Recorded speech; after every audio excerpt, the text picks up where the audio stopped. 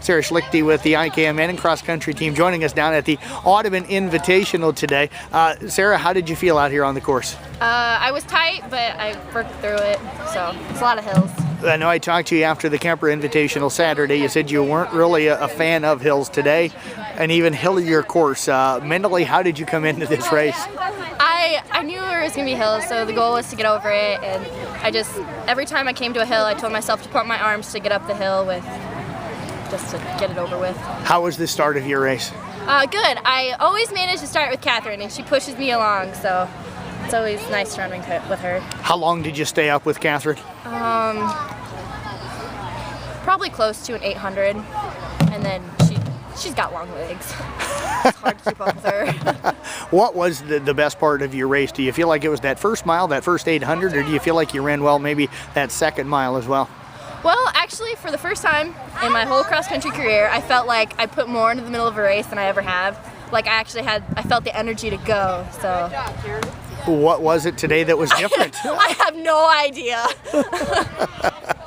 Talk about the end coming down. You get to come downhill for the end of the race. How did you feel coming down the stretch? Did you see runners in front of you that you could maybe catch up with? I caught one, and I knew I was going to catch her, and that was my goal. And then there was another one a couple feet in front of her, so I tried catching her. It didn't quite work. And then coming down that huge hill, you stride out to get momentum.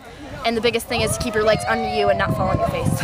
Well, I know track's probably your strongest sport, and you love track. Yeah, What's the difference running track for you and running cross country?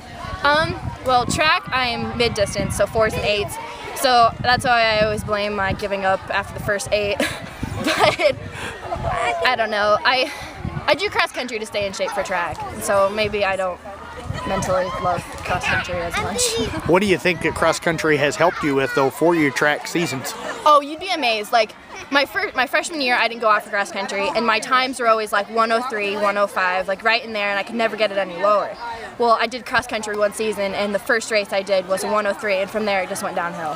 So it cuts off your time because you have more endurance and you can mentally get through it. Well, I tell you what, Sarah, I appreciate you joining us here today. Even though you don't like running cross country, you do a good job out here. Thank you. Yes.